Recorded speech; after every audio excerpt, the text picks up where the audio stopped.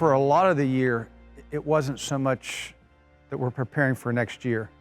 It's only been probably the last month or two where we finally realized we're not going to play. So we were going through a lot of this year, and especially the first semester, thinking there's a good chance we're going to play, depending on what happens with the pandemic and in Florida.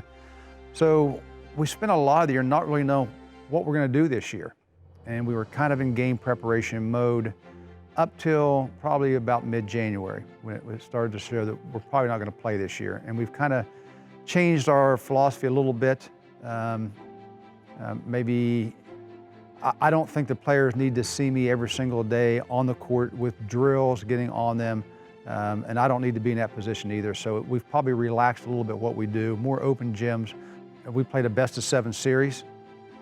It's kind of funny that one day I let them they wanted to wear uniforms. I said, why not? Put your uniforms on. And you would have thought they were, like grade school guys that had the uniform on for the first time. It had been so long, and they had a different feel. Actually had a little bounce in their step the day they put their uniforms on. So we've reached that point of the year where we need to do a few things like that and have some fun.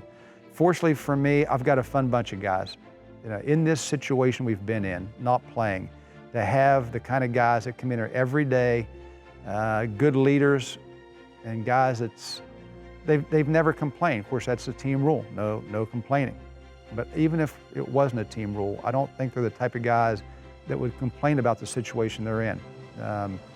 It's made what might be a tough situation not a real bad situation at all.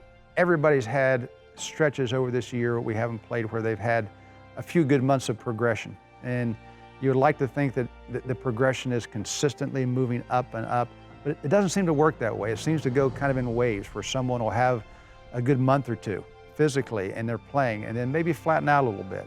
But I think they've all shown at some point in time that they've gotten bigger, stronger, they've learned things on the court. And you talk about the mix in age, we're going to be a young team.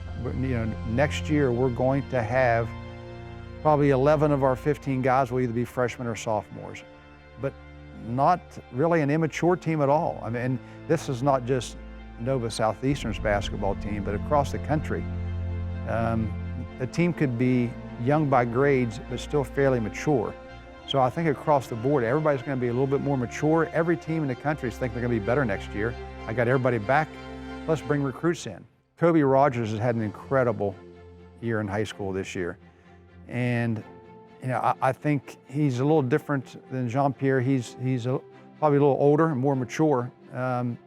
And his game is, I like to say, it's very well-rounded. If you look at the stat sheets, he's in his league, which is a very competitive league. He's the top scorer, the second leading scorer. He leads the league in assists. He leads the league in steals. Second league in rebounding to a guy going to Indiana, 6'9" center. Shooting percentage is high percentage from the floor, high percentage from the three-point line. He defends well, he understands the game well. He's been coached extremely well. He's a guy that's, I think can come in ready to be a college basketball player. Jean-Pierre is a guy, that's the French version, Jean-Pierre is what I call him. Jonathan Pierre is a local here who probably is just kind of evolving as a really good player. He was someone who wasn't on everybody's recruiting radar, had a good growth spurt from 6'3", whatever, last year to 6'7" or 6'8" right now. His biggest assets to me are he sees the floor very well and passes the ball very well. I think it's hard to find a guy that passes the ball as well as he does in high school or even in college. He's got a great perimeter stroke and he's got great size.